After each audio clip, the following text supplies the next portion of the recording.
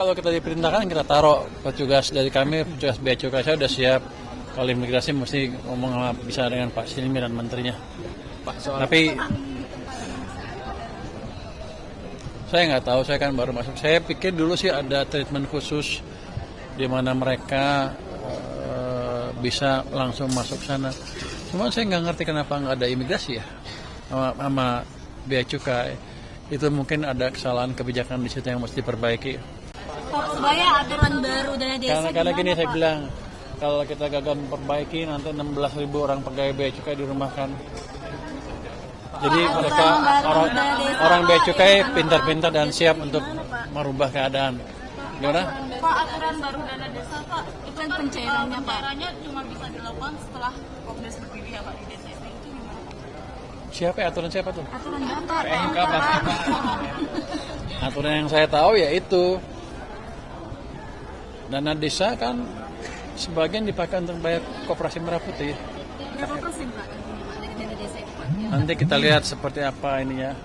Tapi pada dasarnya yang ada di tangan saya sekarang adalah dari 60 triliun 40 dipakai untuk menyicil pinjaman koperasi desa Merah Putih KDMP maupun koperasi kelurahan Merah Putih. Ya. Oke, ya.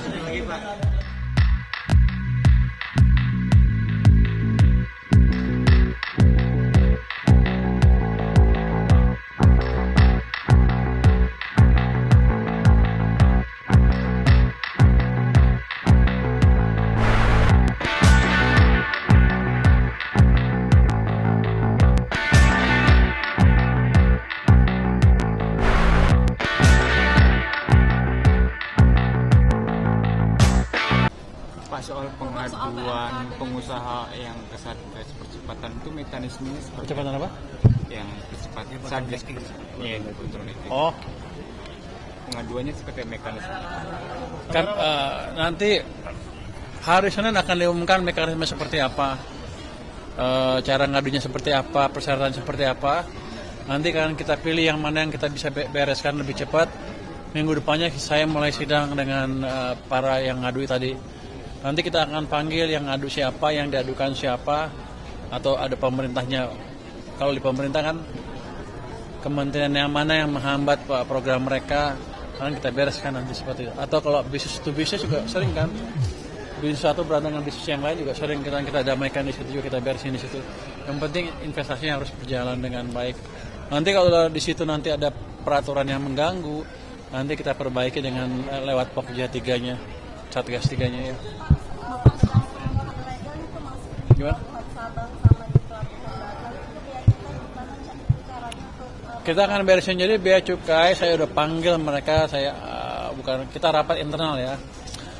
Kita bilang, kita diskusikan dengan mereka, saya bilang begini, image bea cukai kurang bagus di media, di masyarakat, di pimpinan tertinggi kita. Jadi kita harus perbaiki, yang mana kameranya? Jadi kita harus perbaiki dengan serius. Saya bilang dengan mereka, saya sudah minta waktu ke presiden 1 tahun untuk nggak diganggu dulu. Saya biarkan saya beri waktu saya untuk memperbaiki bea cukai. Karena ancaman serius. Kalau kita bea cukai nggak bisa memperbaiki kinerjanya dan masyarakat masih nggak puas, bea cukai bisa dibukukan diganti dengan SGS. Seperti zaman dulu lagi. Jadi sekarang bea cukai, orang-orang bea cukai mengerti betul ancaman yang mereka hadapin. Jadi mereka sudah amat semangat memperbaiki kinerja mereka. Dan kita sudah mulai terapkan AI di stasiun-stasiun bea cukai. Jadi nanti under invoicing akan cepat terdeteksi sambil kita perbaiki yang lain. Ya kita pelajarin betul. Jadi sekarang cukup baik kemajuannya. Saya pikir tahun depan sih sudah aman lah.